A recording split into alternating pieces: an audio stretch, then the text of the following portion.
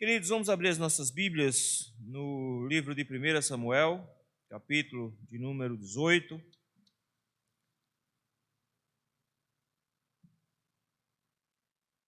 Nós vamos fazer a leitura a partir do versículo número 12 até o versículo de número 30.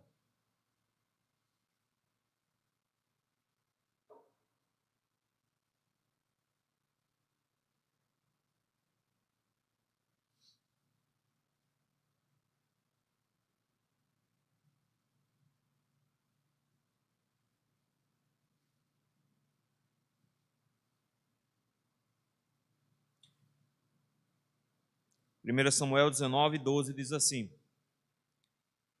Saul temia Davi, porque o Senhor era com este e se tinha retirado de Saul. Pelo que Saul o afastou de si e o pôs por chefe de 1000. Ele fazia saídas e entradas militares diante do povo.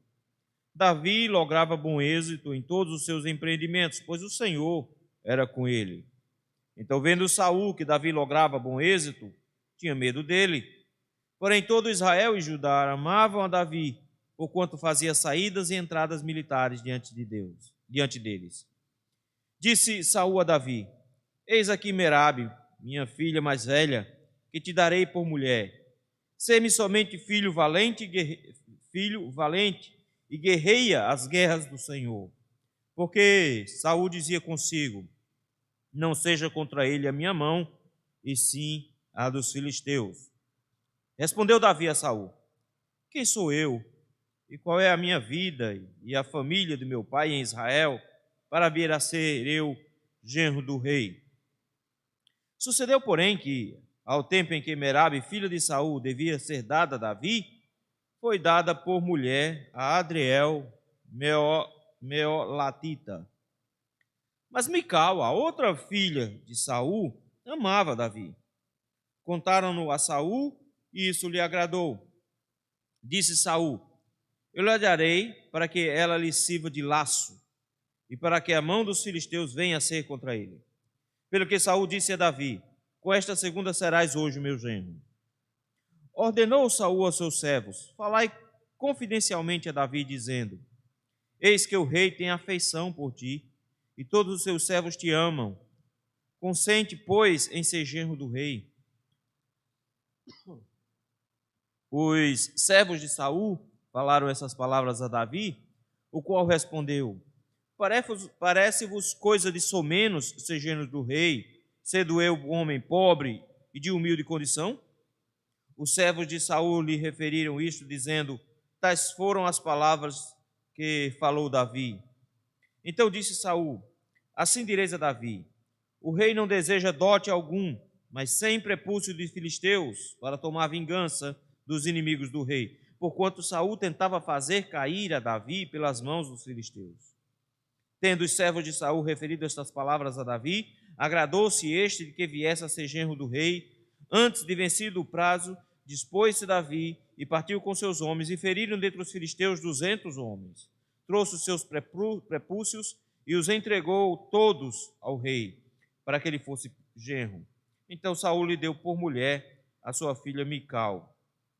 Viu Saul e reconheceu que o Senhor era com Davi, e Mical, filha de Saul, o amava. Então Saul temeu ainda mais a Davi, e continuamente foi o seu inimigo.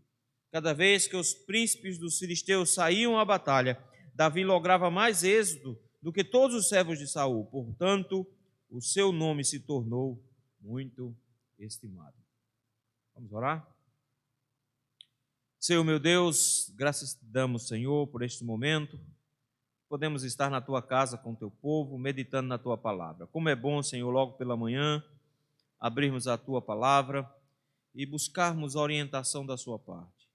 Humildemente, Senhor, nós nos colocamos diante de ti, primeiramente, Senhor, pedindo perdão pelos nossos pecados. Senhor, eles são muitos, são graves, eles nos envergonham e envergonham o teu nome. Por isso nós te pedimos, meu Pai, que pelo sangue de Jesus Cristo, o Senhor nos purifique de todo pecado. E uma vez, Senhor, purificados, humildemente nós também te pedimos que o Senhor fale conosco hoje de manhã. Que esse texto, Senhor, venha a encontrar o lugar adequado em nossa vida, em nossa existência. e que possamos assim, Senhor, aplicá-lo em nossas vidas. É no nome de Cristo Jesus que nós te rogamos. Amém. Tem um ditado que diz: Deus escreve certo por linhas tortas. Às vezes as pessoas não entendem direito esse ditado. Mas esse ditado, na verdade, ele quer dizer o seguinte, que Deus sempre faz as coisas certas, mesmo que elas pareçam que está tudo errado. É isso que esse ditado quer dizer. Na verdade, meus irmãos, as Escrituras nos ensinam que em todas as circunstâncias o Senhor nos conduz e que essa condução da forma como o Senhor faz as coisas nem sempre é compreensível a nós. Mas o que é que nós sabemos? Que nós confiamos no Senhor e que todas as coisas que acontecem conosco, elas todas cooperam para o nosso bem. Às vezes, a leitura que nós fazemos dos fatos parecem realmente linhas tortas, mas o Senhor sempre entende e sabe qual é o resultado que Ele quer produzir no final disso tudo. Afinal de contas, Romanos capítulo 8, Paulo diz que se Deus é por nós, quem será contra nós? Se nós temos o Senhor conduzindo a nossa vida, o Senhor sempre fará com que todas as coisas deem certo no final. Nós até podemos ter planos, às vezes planos bons, às vezes planos ruins, mas como o próprio Salomão diz, no capítulo 16 de Provérbios, é do coração do homem fazer planos, mas a resposta certa dos lábios vem do Senhor, de forma que em todas as circunstâncias, tanto quando dá certo, quando dá errado, nós precisamos ter a convicção: o Senhor está conosco, Ele é o nosso refúgio e que Ele vai fazer com que todas as coisas contribuam sempre para o nosso bem. É isso que acontece aqui no texto que nós acabamos de ler. Como o Senhor consegue fazer com que o mal se torne bem em nossas vidas. O texto que nós acabamos de ler, ele é precedido dos primeiros embates entre Davi e Saul. Na verdade, a história começa parecendo que vai dar tudo certo, porque o texto diz que Saul amava Davi. E Jonatas, filho de Saul, amava ainda mais Davi. O texto nos diz que ele o amava como a própria alma dele. Fez um acordo com Davi. Nós não sabemos os termos desse acordo, mas o que tudo indica inclui proteção mútua e proteção das famílias deles. Mas uma única música fez com que tudo desmontasse. Em meio a uma vitória, Saul escuta a canção. Saul venceu milhares, mas Davi seus 10 milhares. Saul fica extremamente enciumado, olha para aquela situação e diz: o que está faltando para Davi agora? Só o reino, porque a fama dele já é maior do que a fama do rei. O rei, então, enciumado, é tomado por um espírito maligno, e o texto nos diz que aquele Davi, que com a harpa na mão tenta acalmar a Saul, é alvo de uma injustiça tremenda, porque Saul, com a sua lança na mão, se lança contra Davi, querendo encravar Davi na parede, versículo número 11 do capítulo número 18. Não só uma, mas duas vezes. Davi se esquiva, foge, Saul não conseguiu matar. Mas é impressionante, porque enquanto Saul fica agora querendo destruir Davi, Davi sempre manifesta o caráter perfeito. Davi sempre manifesta a atitude correta. E em meio às tramóias de Saul e o comportamento adequado de Davi, nós vemos Deus conduzindo todas as coisas para transformar o mal em bem. É isso que eu gostaria de ver com os irmãos hoje. Exatamente como o Senhor consegue transformar o mal em bem. Vejam só como é que se comporta Saul e o que é que o texto diz sobre Saul. A informação mais importante que se repete no maior número de vezes aqui, tanto abre como fecha o texto, é dizendo que Saul está com medo de Davi. O que acontece, na verdade, é que Saul se sentiu ameaçado. Veja aí versículo 12. Saul temia a Davi. E olha como é que termina, lá no versículo 29. Então Saul temeu ainda mais a Davi. Saul estava com medo. Saul só tem um amor na vida. Saul ama o poder. Saul ama a posição de rei que ele possui. Deus já disse que ia tirar essa posição de rei dele. Mas Deus não disse quando faria isso. Deus disse que já tinha escolhido um outro que era melhor do que ele. Mas Deus não disse que esse outro ia tomar o reino de Saul. Deus não disse isso. Mas Saul deduziu tudo isso. E pelo seu coração incrédulo, que nós já sabemos que ele possui, pelo seu coração mau, ele agora olha para Davi e começou a temer Davi. Nós não sabemos se ele já tem conhecimento da unção de Davi. Jonatas, ao que tudo indica, já tem. Nós já vimos que entre os acordos que Jonatas fez com Davi, era de Jonatas ser o segundo, logo abaixo de Davi. Então ele já sabia de alguma forma que Davi ia ser o rei. Ele queria somente uma posição secundária. Mas Saul começa a se comportar a partir da dedução que ele fez de que Davi estava sendo muito honrado por Deus. O que é que torna Saul tão perigoso? Ele é um homem com medo. E quando um homem está com medo, ele pode tomar as piores atitudes. Qual é o medo de Saul?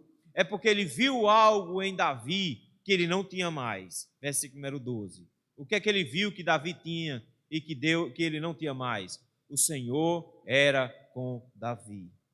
Ele notou isso. Ele notou que o Senhor era com Davi.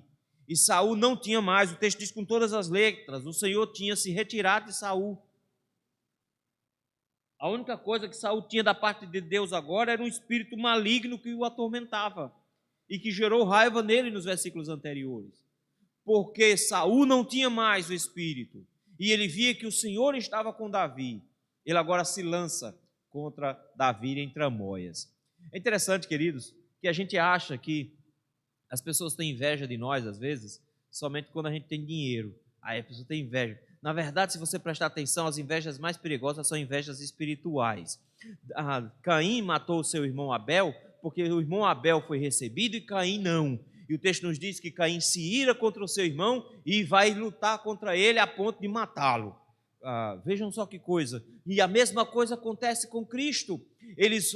Os fariseus olharam para Cristo, viram a piedade de Cristo, viram a autoridade com a qual ele ensinava. O texto diz que eles invejavam Jesus, porque Jesus tinha realmente autoridade, não a autoridade fajuta que eles possuíam. E por causa disso, todos os três evangelhos vão concordar. Esse é o motivo pelo qual os fariseus estão tentando matar Jesus. Os judeus tentam matar Jesus porque eles estão enciumados da condição espiritual de Cristo. Isso aqui não é diferente. O Senhor estava com Davi. Saul, então, se torna inimigo de Davi. Saul, então, vai ter algumas estratégias. O texto nos mostra, pelo menos, 3 estratégias que ele usou. Mas as 3 estratégias que ele usou tinham um único tronco. Qual era o tronco dele? É o que está aí no finalzinho do versículo 17. A última frase do versículo 17 dele é: não seja contra ele a minha mão, e sim a dos filisteus. Essa foi a estratégia dele, a estratégia básica dele. O tronco das estratégias era essa. A forma como ele ia aplicar isso foi diferente. Mas o que ele estava pensando? Se ele, depois que ele atacou Davi, parece que ele se tocou de um detalhe. Se ele matasse Davi, a coisa não ia ficar boa para o lado dele. Afinal de contas, ele já viu o que acontece quando ele tenta se levantar contra um herói da nação. Ele prometeu matar o próprio filho, porque o filho quebrou um voto, vocês viram lá atrás. E ele mesmo estava disposto a fazer isso. Mas o povo se levantou e disse: foi pela mão de Jonatas que a vitória do Senhor veio hoje, nós não podemos matar um herói. E o povo se levantou contra Saul e protegeu Jonatas. O que ele sabe? Davi está numa excelente condição de fama.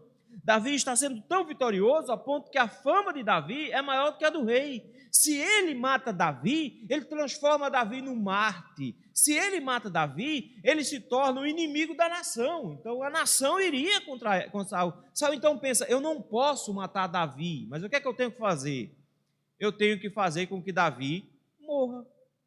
Então eu não preciso matar, só preciso fazer com que Davi esteja no lugar certo, na hora certa, para que ele morra. É triste constatar isso, mas essa foi a mesma estratégia que o próprio Davi usou mais tarde. Quando Davi quis se livrar de um problema e se livrar de um marido traído, que ele não queria que esse cara descobrisse, ele fez exatamente isso. Colocou o homem na frente de um campo de batalha perigoso e garantiu que ele não saísse de lá com vida. E Davi teve êxito.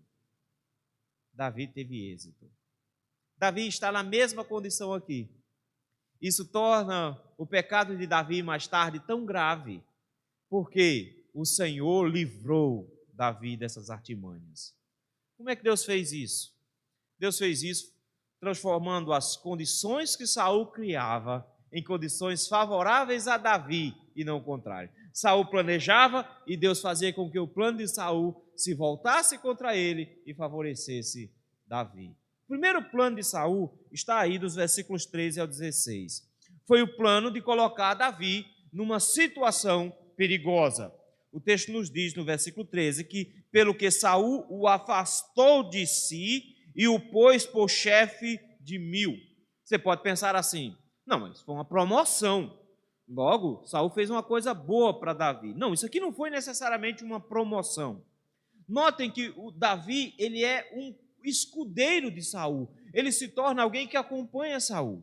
E se ele acompanha Saul, qual era o único momento que Davi ia estar em perigo? Quando Saul estivesse em perigo, porque existia toda uma guarda antes de chegar em Saul. E Davi acompanha Saul o tempo inteiro, ao lado de Jonatas. Então ele estava numa condição de muita proteção.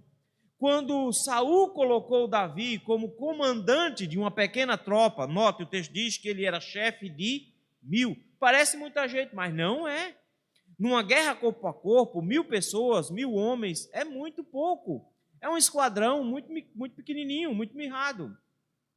O que Saul faz aqui é tirar Davi da sua proteção, diz que ele vai para longe de si e colocar Davi para guerrear. Ele coloca Davi para ir para a guerra. Davi está agora numa situação de perigo real. Davi está no campo de batalha. E o texto começa a dizer o seguinte, que Davi fazia saídas e entradas militares diante do povo. Davi agora, ele é um comandante de um pequeno exército, de 1000 homens. É um esquadrão pequeno. Mas o texto diz que Davi agora começa a fazer uma missão atrás da outra. Se parar para pensar aí que quando um exército faz uma incursão e ele retorna, os que retornam ganham uma folga. Precisa de uma folga, até mesmo para descansar, mas não só isso. Porque o cara acabou de arriscar a vida, ninguém fica se arriscando, só em filme de cinema é que eles ficam se arriscando assim com tanta facilidade. Aqui não. O texto mostra que Davi fica fazendo saídas e entradas, então ele está o tempo inteiro em movimento com seu pequeno exército. O que é que está acontecendo aqui? Davi está em atividade extrema com seu pequeno exército. Está fazendo incursões o tempo inteiro no território filisteu. Ele está o tempo inteiro em batalha. E o que acontece? Versículo 14. O plano de Saul: se eu coloco Davi em perigo, a chance de Davi morrer é muito alta. Logo, uma hora dessa, sabe-se lá, uma flecha errada, uma pedrada, um tropeção, uma coisa dá errado, cara. Ninguém acerta 100% assim. Principalmente numa batalha. Ninguém tem a precisão de um samurai que a gente vê nos filmes. Não era bem daquele jeito, não. O negócio era meio bagunçado mesmo. Então, alguma hora alguém erra aí, vai que acerta Davi morre. Mas o texto diz que Davi lograva bom êxito em todos os empreendimentos. Aí a coisa começou a ficar complicada. Porque o plano era, Davi vai errar e Davi vai morrer numa incursão dessa. Só que Davi começa a ter êxito em todos os empreendimentos. Então, em cada batalha que Davi entrou, Davi saiu vitorioso. Ele não começa a perder mais, ele não começa a perder nada. Ele não perde uma única batalha. E por que ele não perde? Pelo motivo pelo qual Saul tinha medo dele. Saul tinha medo de Davi porque o Senhor era com ele. O que é que Saul não contava? Que o Senhor iria cuidar de Davi e não dele. O Senhor era com Davi, final do versículo 14. E por isso Davi tinha bom êxito. E aí então o texto retoma. Notou que o texto começa e termina, vai fazendo blocos. o versículo de número 12, repete-se no versículo de número 15. Olha aí. Então, vendo Saul que Davi lograva bom êxito, tinha medo dele. Saul tinha medo de Davi, porque o Senhor era com ele, no versículo 12. E porque o Senhor era com ele, Davi vencia. E porque Davi vencia, Saul tinha medo dele. E o versículo de número 16 mostra o contraste com o versículo de número 13 aqui. Quando Davi agora vai guerreando, vai lutando e vai vencendo, o texto nos diz: enquanto Saul estava com medo dele, todo Israel e Judá amavam a Davi. Porquanto, o que é que Davi fazia? Saídas e entradas militares. Olha só, Davi fazia saídas e entradas no versículo 13, em obediência a Saul, porque Saul queria matá-lo, mas ele ia lá e fazia a sua missão. O texto nos diz que o Senhor pegou as missões de Davi e transformou as missões de Davi no motivo de Israel inteiro o amar.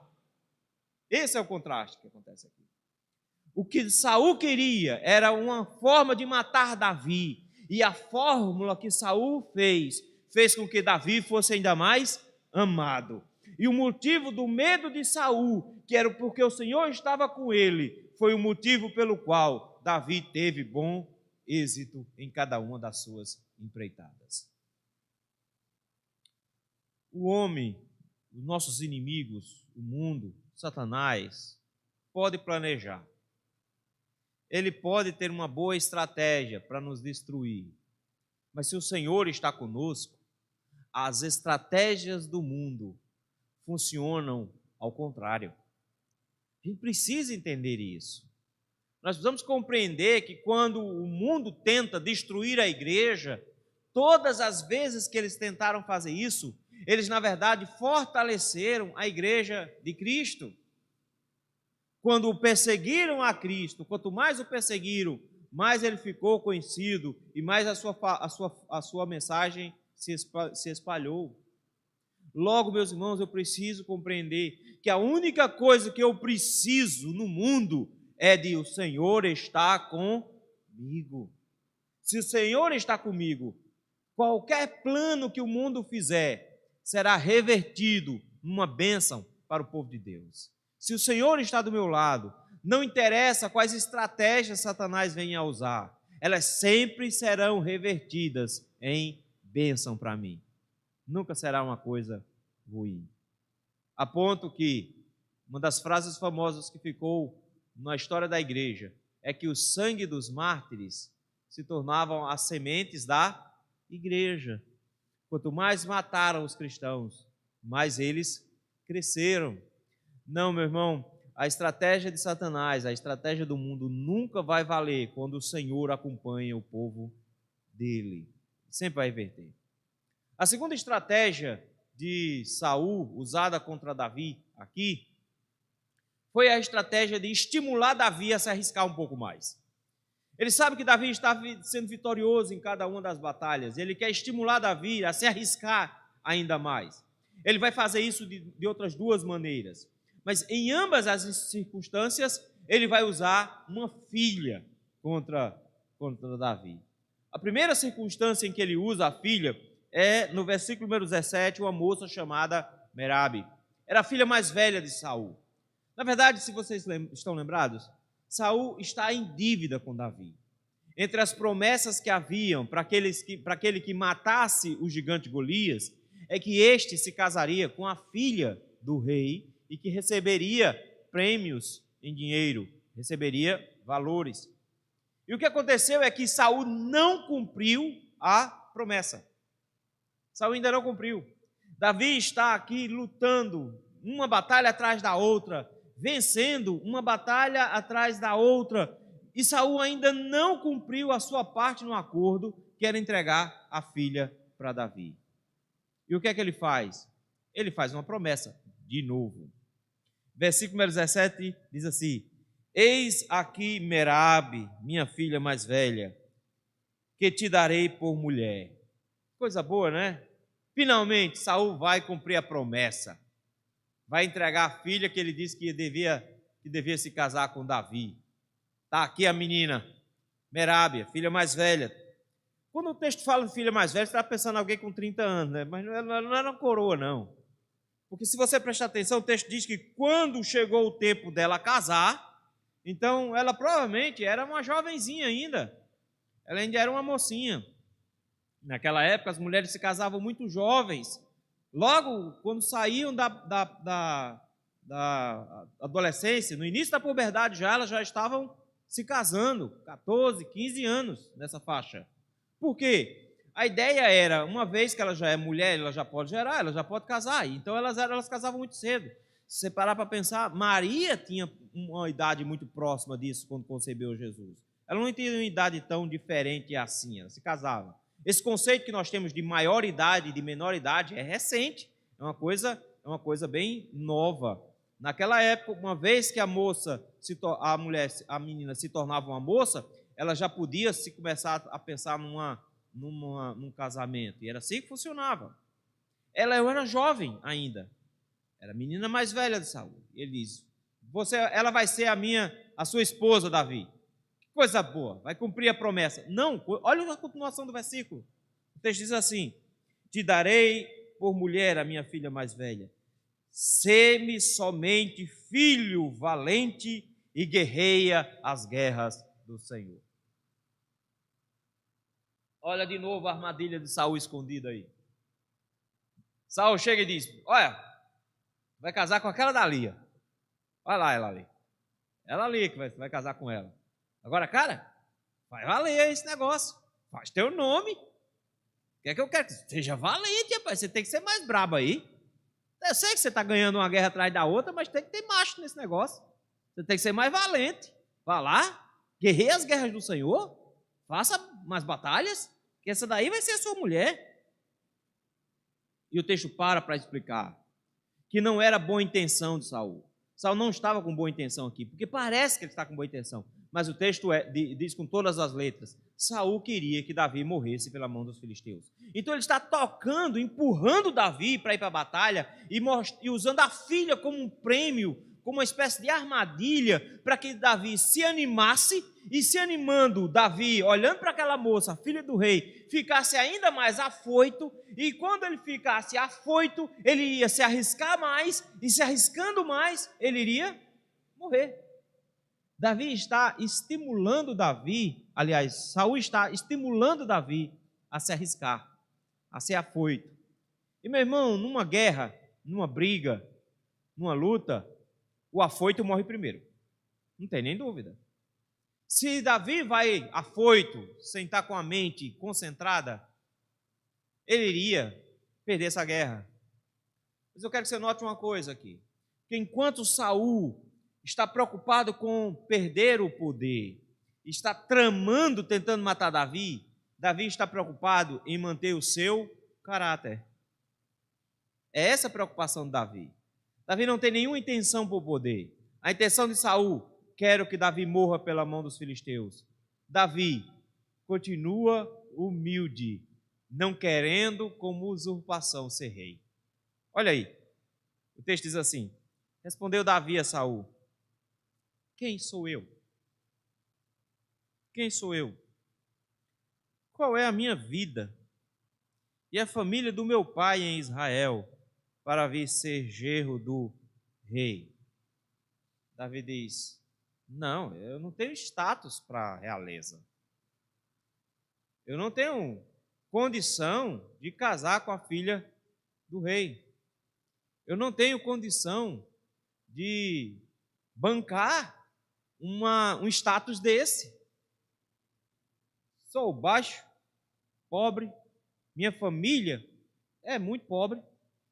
Eu não tenho condição de ser genro do rei. Você pode pensar que isso aqui é uma falsa modéstia. Não é. Davi repete isso mais tarde. Davi vai repetir isso no versículo 23. Ele vai dizer lá de novo: eu sou pobre, eu tenho uma condição humilde, eu não tenho condição financeira de ser esposo de uma princesa. Eu não posso. Você pode pensar assim então: Saul entendeu isso e deu a mulher. Não, Saul está em dívida. Saul está em dívida. E no versículo seguinte o texto diz que quando chegou o tempo de Merabe, filho de Saul, se casar, ao invés dele dar essa mulher a Davi, o texto diz assim, devia dá-la a Davi. Ela devia ser dada a Davi. Esse era o compromisso que ele fez lá quando Davi matou Golias. Esse foi o compromisso que ele colocou agora. Saul não se preocupa com a sua palavra, ele volta atrás com a palavra o tempo todo, mas Davi se mantém humilde. E o texto nos diz que Saul deu a esposa de Davi, a mulher que estava prometida a Davi, a um homem chamado Adriel, o meolatita, que ninguém tem a menor ideia quem é. O que Saul queria aqui? Um Davi revoltado. Porque Davi estava noivo. Quando a moça era prometida, o cara ficava noivo. Então, Davi chega e diz, eu não tenho condição, eu não sou digno dessa mulher. Aí o cara vai depois, sem nenhum consentimento, o texto diz com todas as letras, essa mulher era para ser entregue a Davi. E o texto diz, ele pegou e deu para outro qualquer. Isso aqui é uma ofensa muito grave. Isso aqui é uma ofensa imensa. Isso aqui é uma falta de palavra absurda. Isso aqui é motivo para um homem se revoltar. Quem sabe não era hora de Davi se revoltar, ir lá pegar a moça à força, matar esse Adriel e quem sabe até começar uma revolta contra Saul. Quem sabe não era essa hora. Mas o que é que Davi faz? Nada. Davi continua guerreando, porque Davi pensa, se eu não mereço, não tem para que eu ficar chateado. Se eu não tenho. Então, se não veio para mim, não era para ser meu. E se eu não merecia, por que eu vou ficar chateado? Saul é arrogante, mentiroso, falso, traiçoeiro. Usa a própria filha nesse processo. Davi, humilde, fiel, mantém-se na sua palavra, não diz nada, não faz absolutamente nada. Note, meus queridos, que nós precisamos compreender que o mundo e os nossos inimigos vão nos fazer promessas. Vão nos fazer promessa para que nós abracemos o pecado. É assim que funciona. Nós precisamos nos manter na condição de que dependemos completamente do Senhor e não achar que nós merecemos qualquer coisa no mundo. Nada que existe no mundo é merecimento nosso. Nada que o mundo possa te oferecer é merecimento seu. E se você não tem para que você cobrar.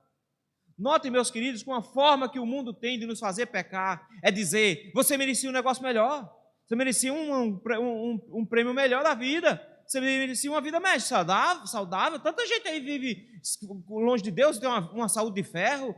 Você merecia uma promoção no seu trabalho, você merecia ganhar melhor, rapaz. Você merecia uma situação melhor de vida. Deus devia te dar uma coisa melhor. Deus devia te dar uma situação melhor. Quando nós achamos que merecemos alguma coisa, nós nos aproximamos da tentação do mundo, da tentação de Satanás. Quando nós mantemos a nossa humildade, nós nos parecemos com Cristo. Quando Paulo olha para os filipenses e diz, Cristo não julgou como usurpação o ser igual a Deus. Pelo contrário, a si mesmo se humilhou, encarnando e, no máximo da sua humilhação, morrendo numa cruz. Ele era e é o próprio Deus, mas não quis exigir direito algum. É isso que Davi faz aqui. O mesmo que Cristo. Não exigiu direito nenhum, deixou para lá. O que nos leva ao último ato de Saul, ainda dentro dessa estratégia de usar as filhas. Só que agora ele mudou um pouco a metodologia. Por quê? O que ele descobriu? Filha mais nova, uma moça chamada Mical. A gente vai falar um pouco sobre Mical nas próximas semanas. Mas Mical estava apaixonada por Davi. Rapaz, essa moça aqui é jovem e tem um herói perto dela. Cara, não interessa se o cara não é tão lindo assim. Ele era um rapaz apessoado, lembra? Ele é um guerreiro, ele é um homem forte. Rapaz, Mical ficou apaixonada por Davi. O texto diz com todas as letras que Mical amava Davi. O que é que um pai faz quando descobre que uma filha está apaixonada? Tenta ajudá-la. O que é que Saul faz quando descobre que a filha está apaixonada? Vê uma chance de mais uma armadilha. texto nos diz assim, que contaram que Mical estava apaixonada por Davi. E isso agradou a Saul. Saul gostou do que ouviu. Por que Saul gostou? Se a menina estava apaixonada por alguém que Saul queria matar? Porque Saul viu mais uma oportunidade no versículo número 12. Aliás, versículo número 21 diz assim: disse Saul: eu lhe darei para aquela lasciva de laço. Saul olha para uma filha apaixonada e pensa: eita, que oportunidade maravilhosa para fazer uma terceira armadilha. Mais uma armadilha.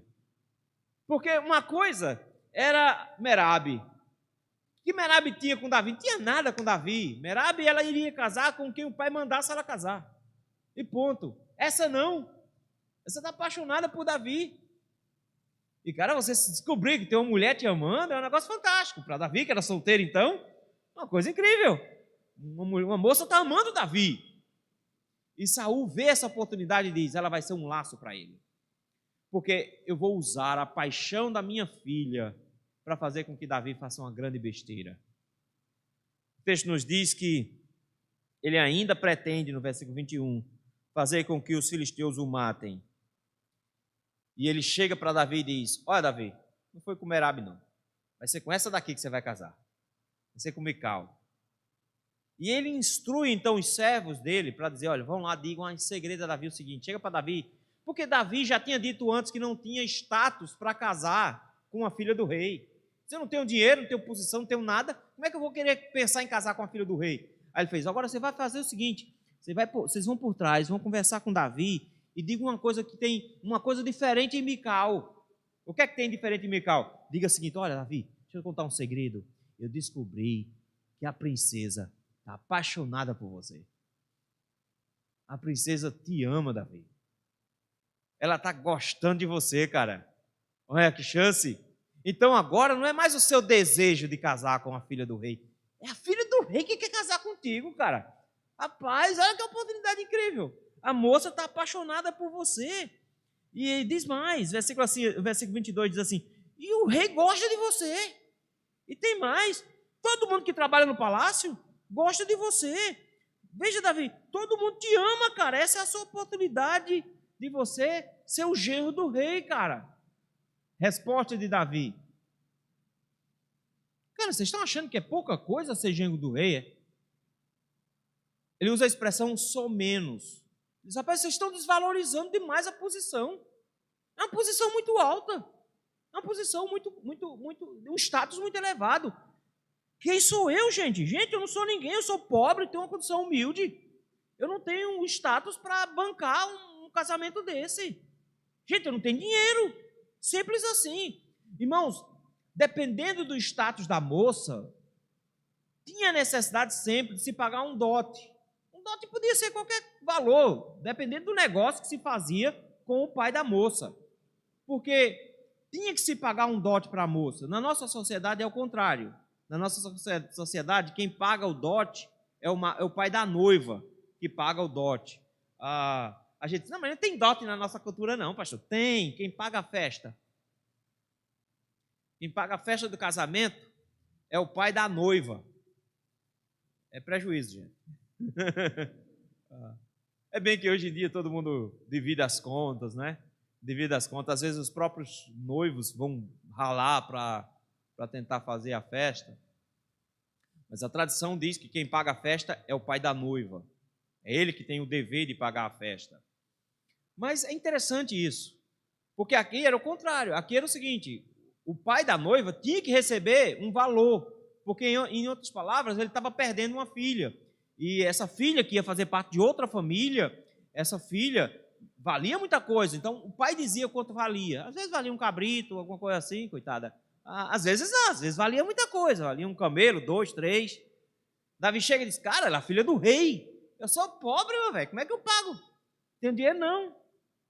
A estratégia de Saul foi ótima. Não dá para ele cobrar Davi. Mas ele não podia entregar a mulher de graça. E o texto nos diz assim: vão lá e digam para Davi o seguinte: o rei não quer dinheiro como dote. O rei tem os filisteus como inimigos. Então ele odeia aquele povo. E o rei disse o seguinte: se você trouxer 100 prepúcios dos filisteus, a menina é tua. Gente, por que isso? O próprio Davi chamou os filisteus de incircuncisos, porque eles não eram circuncidados. E os filisteus tinham ojeriza à circuncisão, que era a forma dos judeus, dos israelitas, lidarem com isso, por causa da ordem a Abraão. E aí o que ele diz? Eu quero 100 prepúcios. Então não viria nenhum israelita, porque os israelitas não tinham prepúcio, tinha sido cortado quando era pirraia ainda, bebezinho. Mas todos os filisteus tinham, todos eles tinham. E você vai lá, eu fico imaginando a cena, mano, que coisa horrível. Mata o cara e vai lá e corta um pedaço do pênis do cara. É um negócio louco, não é? Bota tudo num saco, traga 100 que está valendo. O problema é que ele não ia chegar numa cidade e dizer assim: olha, gente, eu estou precisando me casar e o meu sogro está pedindo aí que eu pegue 100 prepúcios. Vamos lá fazendo uma fila aqui? Eu estou precisando aqui, leva para lá. Ele não vai fazer isso, ele tem que matar o cara para fazer um negócio desse. E Saul vai de cara e diz: eu quero só 100. Traga 100. Gente, isso aqui é um motivo para uma guerra. Só que tem um detalhe. Quando Saul fez isso, o que é que ele tentava fazer? Versículo 25. Olha o final do versículo 5. Porquanto Saul tentava fazer cair a Davi nas mãos dos filisteus, empurrando sempre Davi para se arriscar. Empurrando Davi para se arriscar. Davi, você tem que matar pelo menos uns 100 homens para trazer esses prepúcios para mim. Porque não adianta você trazer dinheiro. Eu quero que você mate 100 filisteus. O texto nos diz que, rapaz, Davi gostou desse negócio, porque agora Davi pode pagar. E o texto nos diz que Davi se agradou, versículo 26, de ser genro do rei. Disse: poxa, agora eu tenho condição. Saul pediu quanto? 100? Só bagatela, cara. Negócio fácil. Meu amigo, aquele tipo de coisa. Você não tem dinheiro. Aí o rapaz disse: para casar com minha filha, você tem que capinar esse terreno aqui. Eu disse: oxi, só. Davi diz: eu vou fazer mais, eu vou valorizar a menina. Vou valorizar a menina. O pai dele pediu quanto? O pai dele pediu 100. Davi foi para a guerra e traz 200. Eu vou pagar dobrado para ele entender que eu gostei da ideia e que eu estou valorizando a menina. Davi valorizou a filha de Saul mais do que Saul valorizou a filha. Porque Saul entendeu que a filha deveria ser laço para Davi. Saul entendeu que 100 prepúcios era o suficiente para pagar pelo dote de Mical. Davi chega e diz: se eu posso sonhar em ser genro do rei, então eu vou pagar o dobro, porque a menina vale. Ela vale mais de 100 prepúcios. E o texto nos diz que Davi vai para a guerra, feriu 200 filisteus, trouxe o prepúcio dos 200 e entregou a Saul. E eu não sei o que foi que Saul fez com isso. Tem o que fazer com esse negócio. Tem o que fazer. O texto nos diz que Davi ganhou. Saul foi obrigado, no versículo 27, a dar Mical como esposa para Davi, porque Davi pagou o dote. E pagou bem pago. Pagou o dobro. E viu Saul e reconheceu que o Senhor era com Davi. E por conta disso, o texto nos diz que Mical amava Davi e que Saul temeu ainda mais a Davi e continuamente foi seu inimigo. Da mesma forma, meus irmãos, Cristo não pagou matando seus inimigos para conquistar a sua noiva. Ele morreu para conquistar a sua noiva. Ele morreu pela sua igreja. Mas tem uma coisa bonita que nós temos aqui.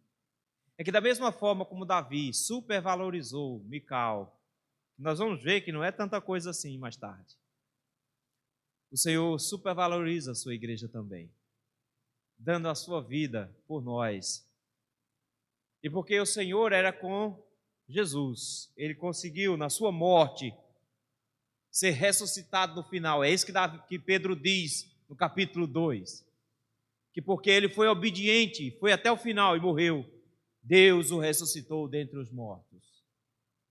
Nós precisamos aprender também, meus irmãos, que se o Senhor é conosco, nós vamos fazer o melhor que a gente pode na vida, sabendo que o Senhor nos dará bom êxito, porque nós seremos como árvores plantadas junto a ribeiros de água, que no devido tempo dá o seu fruto, cuja folhagem não murcha, e todo quanto faz é bem sucedido. E aquilo que seria por uma armadilha para nós faremos muito melhor, e o Senhor nos dará bom êxito no final. O texto termina dizendo que cada vez que os príncipes dos filisteus saíam à batalha, Davi continuou indo guerrear. Já casado, mas ele ia lá. E o texto diz que ele lograva êxito. Mais êxito do que todos os outros servos de Saul. E como é que o texto termina? Com a maior derrota de Saul. O texto termina dizendo assim: e o seu nome se tornou muito estimado. Quanto mais Saul tentava destruir Davi, mais o Senhor erguia o nome de Davi. E cada estratégia que Saul usou serviu para aumentar o amor de Israel por Davi. Queridos, às vezes a gente reclama sem nenhuma necessidade. Porque às vezes vem a situação difícil e os crentes falam assim: fulano tem inveja de mim, está querendo me destruir. E fica com raiva. Fica se estressando, não é? Nós precisamos entender, meus queridos, que o Senhor nos fez uma promessa e essa promessa é válida. Ele disse que estaria conosco todos os dias até a consumação dos séculos. E se o Senhor é por nós, quem será contra nós? A única coisa que nós temos que nos preocupar é com o nosso caráter. A única coisa que nós precisamos nos preocupar é com o nosso relacionamento com Deus. Nós precisamos nos manter humildes, firmes, fiéis, servindo ao Senhor. Enquanto nós fazemos isso, não importa o que o mundo vai intentar contra nós. O mundo sempre será o nosso inimigo, Satanás sempre será o nosso inimigo, nós sempre teremos a nossa carne como inimigo, mas no final das contas, se o Senhor está conosco, o Senhor transforma todas as situações adversas em bênção para nós. Não significa que Ele não vai nos permitir entrar em perigo. O que mais Davi estava aqui foi entrando em situações arriscadas. Não significa que Ele não vai permitir que sejamos tentados. O tempo inteiro Saul está tentando Davi, ora com a primeira filha, ora com a segunda filha. Não significa isso, mas significa no final das contas de que o Senhor vai transformar qualquer situação difícil em nossa vida em um bem para nós. Nós não conseguimos enxergar o futuro, mas Ele tem tudo planejadinho. Não importa qual situação difícil nós venhamos a passar, se estivermos com o Senhor e nos preocuparmos com o nosso relacionamento com Ele, com a nossa postura como caráter, nós vamos ter a certeza de que o Senhor vai transformar o mal em bem. Ele vai transformar o mal em bem. Porque o Senhor, Ele cuida de nós. É por isso que Davi mais tarde vai dizer que o Senhor era o seu refúgio e fortaleza, socorro bem presente nas horas de tribulação. O Senhor está conosco, meus irmãos. E da mesma forma como Cristo enfrentou as mesmas dificuldades que Davi, nós também somos levados a lembrar que, da mesma forma como Cristo foi perseguido, Ele mesmo disse: nós também seríamos perseguidos. Do mesmo jeito que Ele passou por sofrimento, nós também passamos por sofrimento. Mas temos que ter a mesma atitude do apóstolo Paulo, que ele, quando olha para os sofrimentos, ele diz: nós somos privilegiados em trazer no corpo as marcas de Cristo, porque no final das contas, enquanto nós nos preocupamos em servir a Cristo e manter o nosso caráter, o Senhor vai transformar todas as circunstâncias ruins em bênção. Quando nós aprendermos a viver contentes em toda e qualquer situação. O Senhor está conosco. Nós precisamos confiar nele. Sim, meus irmãos, Deus escreve certo por linhas tortas, porque Ele nos ama e está conosco. E não importa quão torto pareçam ser as linhas, o Senhor sempre transformará o mal em bem, porque todas as coisas cooperam para o bem daqueles que amam a Deus. Vamos orar? Senhor, que belo exemplo nós temos na história de Davi e na história de Jesus Cristo. Que bonito é saber que o Senhor nos acompanha. Que bonito é saber, Senhor, que nós precisamos manter a nossa humildade, nossa condição, nosso caráter, nossa intimidade contigo. E que enquanto nós estivermos preocupados com isso, o Senhor não permitirá que nós venhamos a tropeçar em nenhuma pedra. Isso não permite, Senhor, que não venhamos a passar por sofrimentos, por angústias, por tentações, por privações. Mas significa que em todas essas situações o Senhor estará conosco e nos fará crescer espiritualmente. Obrigado, Senhor, por nos lembrar disso. Obrigado por nos lembrar, Senhor, que nós precisamos seguir os passos de Jesus Cristo. E nos lembrando sempre da sua presença conosco. Que bom seria, Senhor, ouvirmos da tua própria boca: seu meu filho amado. Que bom será ouvir da sua própria boca: eis o meu servo amado, fez a minha vontade. Dá-nos graça, Senhor, de continuarmos servindo ao Senhor com integridade, enquanto o Senhor cuida de nós, nos protegendo e transformando todo o mal em bem. No nome de Cristo que nós te oramos. Amém. Queridos, 5 minutos de intervalo e a gente volta para nossas salas de escola dominical. Deus abençoe.